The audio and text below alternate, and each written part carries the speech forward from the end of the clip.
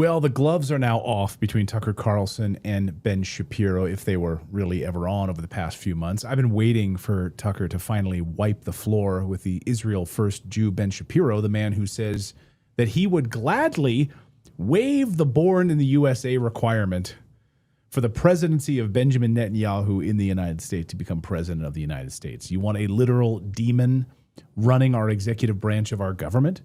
Satan incarnate. The guy is literally Satan incarnate. You want that guy leading our country? Okay. Disgusting. Okay. Get the hell out of here. So Ben Shapiro, who said we should stop asking questions about the Epstein files that happened a long time ago, so don't ask any more questions. And oh, by the way, I believe the government's official line on it, so stop asking questions about it. Don't look into the Epstein ties to Israel at all. Just look away from all of that. Look the other way. Yes, the same Ben Shapiro is now in full damage control. Turns out a lot of people don't want to watch the Daily Wire anymore. That's kind of shocking. No wonder that his company is laying off a bunch of people as their views dried up. All of that investor money that propped him up is now rearing its ugly head. They've lost the ability to manufacture narratives, control public opinions. We're done with you. And eagle-eyed Twitter observers, by the way, have noticed something really phony about Daily Wire content. Like, the amount of likes to view ratio is really weird and off. Like, it doesn't make sense. Why are these like fake views, they're wondering? It's a good question. The math doesn't add up. Millions of people watching the videos and very few likes. It's kind of weird. Where are all those views coming from, by the way? Hope it's not a bot. Hope it's like not a bot farm somewhere, because that would be pretty shady. And I'm sure the investors probably wouldn't like that. It'd be interesting to look into that. It probably won't make investors happy. So anyway, a few years ago, Ben Shapiro wouldn't even say Nick Fuentes' name. He would talk around his name, but he can't avoid it now because conservatives like Nick and Tucker, who are America First, are now winning. So he has to use their names now. Ben Shapiro does. Shapiro finally addresses it. Make sure you buy his book, which is right there in the shot. Taking on Nick and Tucker by name. Spent a whole show doing it, saying that he will not allow the conservative movement to fall into their hands. And he devoted the whole show. He devoted the whole show to talking down to America First conservatives like he's some kind of conservative gatekeeper. Watch. Sir, is no. No to the Groypers. No to their publicists like Tucker Carlson. No to those who champion them. No to demoralization. No to bigotry and anti-meritocratic horse shit. No to anti-Americanism. No. This is our country. This is our party. And this is our conservative movement. And I will not stand by while it is handed over to those who betray the most fundamental principles I have spent my entire life defending and advocating. That is a path to defeat and a path to moral oblivion. I reject it because if we lose the right, we will lose to the left. And either way, we'll lose the country. I'm Ben Shapiro. This is The Ben Shapiro Show. So this is our America. Who is our, by the way? Like, who are these people that you're saying the country belongs to me? Like, who is this our? Who's this collective our that you're talking about? What do you mean by that exactly? Sorry, pal, a little too late. And what's hilarious, as Nick pointed out, Shapiro did this whole show with no ads, meaning he knows how seriously the Daily Wire is in trouble here. He did the whole show, no ads, just to do this particular segment. Listen to Nick. But today, it was a clip show. Today, it was like a full-fledged Fuentes Updates clip show. It was like America's Funniest Videos. One clip after the other. 40 minutes, no ads. That's how you know they mean business. When Ben Shapiro turns down the money from the advertisers, when Ben Shapiro doesn't do, let's say, 50 ad reads in a 50-minute video, that's how you know they mean business. He will literally do an ad read at a pro-life march. In person, he will give a speech in real life at a pro-life march about abortion, and he will stop and do an ad read for ZipRecruiter. But when you're talking about anti-Semitism, there's simply no time. There's no time. We mean business, because this is something we really care about. No ads. 40-minute video. And about 50% of it was just my clips. Fuentes this, Fuentes that. He's a Nazi, sexist, Holocaust denier. Whoa, you're sounding like, you're giving me like Bill Maher or Rachel Maddow. What is this? I thought Shapiro was against SJWs. Now he sounds like one of them. I thought he was against liberal. So He says Bill Maher, like it's not his generation. He doesn't even have to know who Bill Maher is. Yeah, I who's this kind of old guy, love Bill that. Maher? Who Yeah. gives a shit? So, yeah, and so Fuentes and Tucker both hit on this violence theme, and I think it hits at the core of it and the core of the argument here, which is you get to lecture Tucker, you get to lecture Nick Fuentes about violence, you get to look down your nose when but 2 million people are being killed, babies are being shot. Listen to Nick talk about the violence, hypocrisy. So I get called a Nazi. They tell me they're going to neutralize me. They say that I'm vermin, and that's fine because there's no accountability for Jewish people at all. As long as you're Jewish, as long as you support Israel, everyone knows there's no accountability. You can say whatever you want. You can do whatever you want. You can say about the Palestinians, kill them all, and that's fine. You can say kill 2 million people and you're fine. You're not genocidal. You're not a racial supremacist. You're not violent because you're Jewish and you're pro-Israel. And God knows you can't criticize God's chosen people. Josh Hammer can say Tucker Carlson should be neutralized like an animal. And that's fine. No one's going to criticize that. That's not violent. That doesn't tend towards anything bad because he's a pro-Israel Jew. So there's no accountability. You can, like Mark Levin, say, these people are vermin, they're our enemy, they're anti-American. Once again, you're fine. You could be Lindsey Graham and say, we're killing everyone we want. We ran out of bombs. But if you say America shouldn't support Israel, now you're the irredeemable, reprehensible, anti-Semitic Holocaust denier, and it's violent. Stop. Just stop. Just stop. Just stop the cap. No one's buying that anymore. The cap. Something my daughter says, cap. Tucker, though, on Dave Smith's show, didn't hold back anymore, specifically on the violence piece of this, because this is at the heart of it for, I think, like young people across the board. The genocide, the killing of innocent people, the using the United States to do it, using American tax dollars to do it. You want to say you're America first? He said, screw you. You're not America first. You love violence and war, and you want Americans to feel guilted into supporting your bullshit. And we're over it. You're openly pro-violence, and you're openly pro-killing children in a genocide. We're done. Listen. People like Ben Shapiro and Josh Hammer and Ted Cruz, you know, all these people, like they think in terms of groups.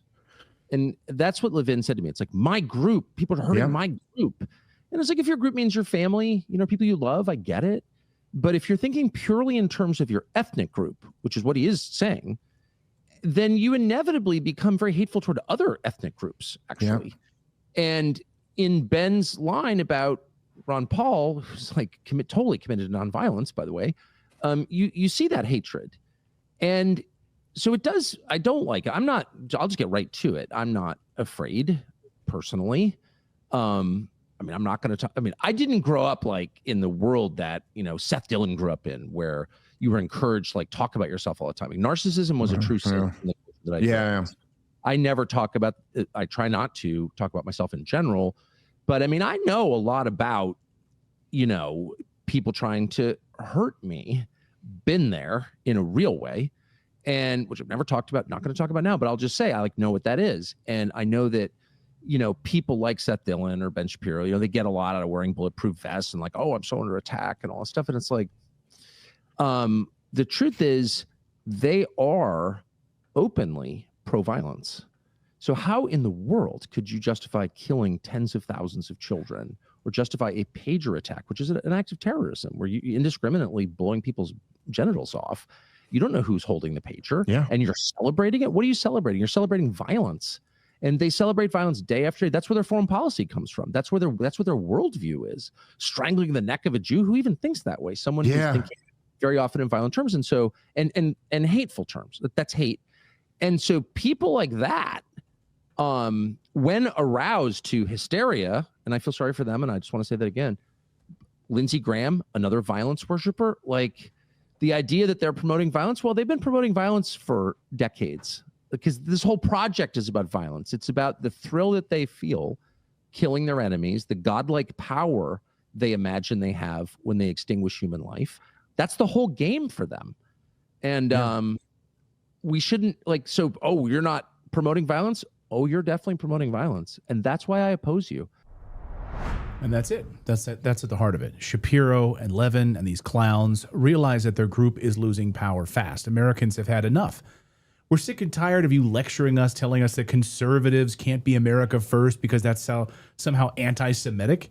And even the most wimpy of them are saying, Lindsey Graham over the weekend saying, if you don't want to put Israel first and you want to be a Republican, we'll beat your brains out. Like, we're afraid of Lindsey Graham. Like, I think my 13-year-old could defend themselves. My 9-year-old girl could take Lindsey Graham. But he's saying he'll beat your brains out. Like, he's an old man.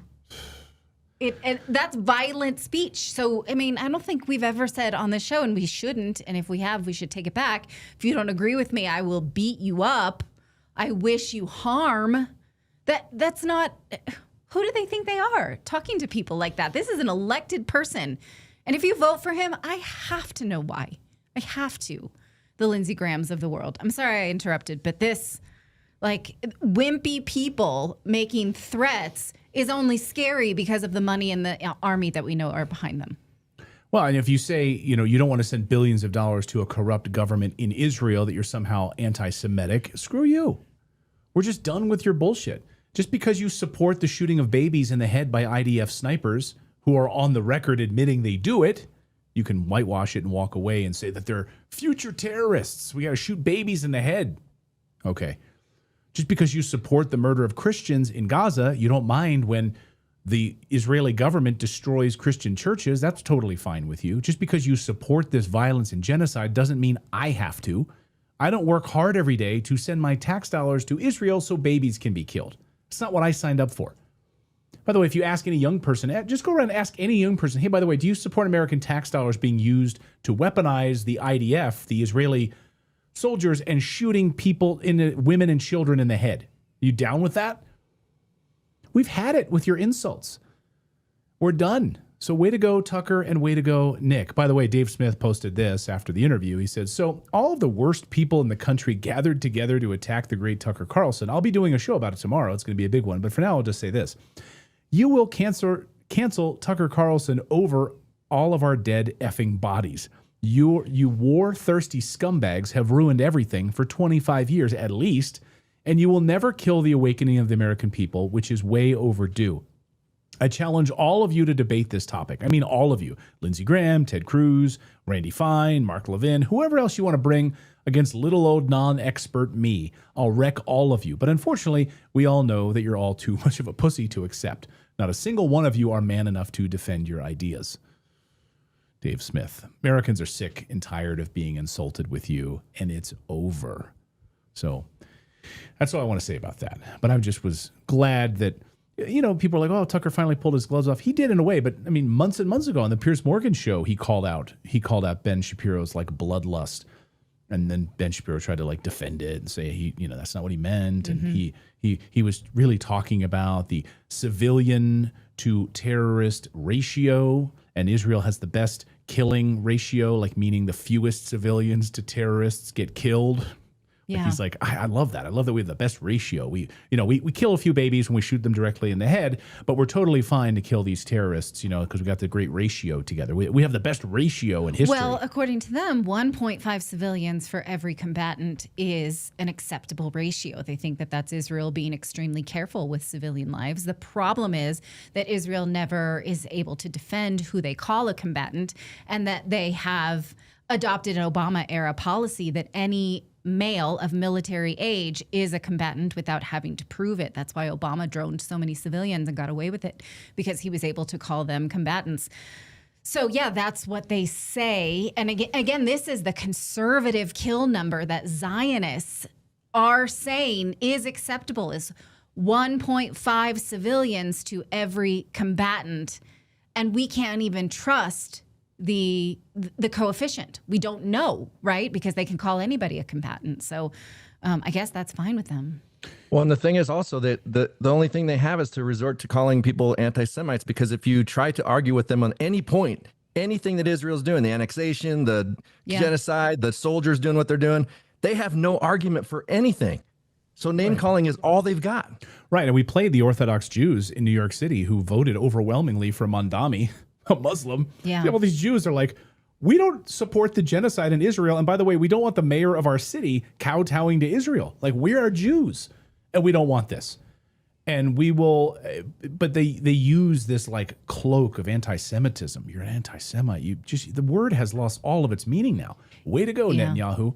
Well, I've been reading Norm Finkelstein's book, who incidentally was on Candace Owens last weekend. Before I picked up the book before then. And what he says, and he is the survivor of 2 Auschwitz parents. What he says is that when the state of Israel was instated, American Jews were worried that exactly this would happen, that the perception would be that their loyalty is more to Israel than America, and they very much wanted to assimilate. They did not want this to show their loyalty to a foreign government. How that happened is a PR manipulation. This is not originally what they wanted to do. It was a constant programming of the next generation that you are the children of victims and you have this cross to bear. And I mean, a lot of us are the children of victims of World War II. I think I've said on this show that my grandfather survived the Imperial Japanese. That puts me the same. I'm the same. In fact, the Imperial Japanese killed more people than the Nazis killed Jews. And so I was looking this weekend coming up, the Globe and Mail just had an article about how this upcoming Nuremberg movie starring Russell Crowe is more needed now than ever. Why do you think they would say that? Do we need a movie about the Imperial Japanese? For what purpose? Because there's no purpose now to label China as the victims. Why they need it is to tap into your programming that Jews are the victims perpetually, more than other groups, which I've just proven to you they are not, in order to sell you this war. And so I just found that so odious, the way that they, like, sure, Russell Crowe, do a Nuremberg movie. Absolutely do that. But the way the media is saying you must watch this right now, it's more needed than ever, is interesting, because they never say that about the Asians, that you need to watch this to see what the Imperial Japanese did to us in order to what? There's no sell there. That's what I'm trying to say. Anthony Goodley in our chat says America has a massive deficit while Israel has a surplus. They do. They also have a space force. They have a budget surplus. And Anthony says, why the F do we send them a single dime while our own people are homeless and going hungry in the United States? Great question, Anthony. I wish we had the answer to that. Thomas Massey feels the same way about you, but anyone who questions it is labeled an anti-Semite. How dare you ask that question? But when you ask that question about why are we sending money to Ghana, or why are we sending money for circumcisions in whatever part of Africa, that's okay and that's funny. And yeah, we got to cut that right away. We got to get rid of that spending. But why are we sending money to a country that has a budget surplus and a space force? It's ridiculous.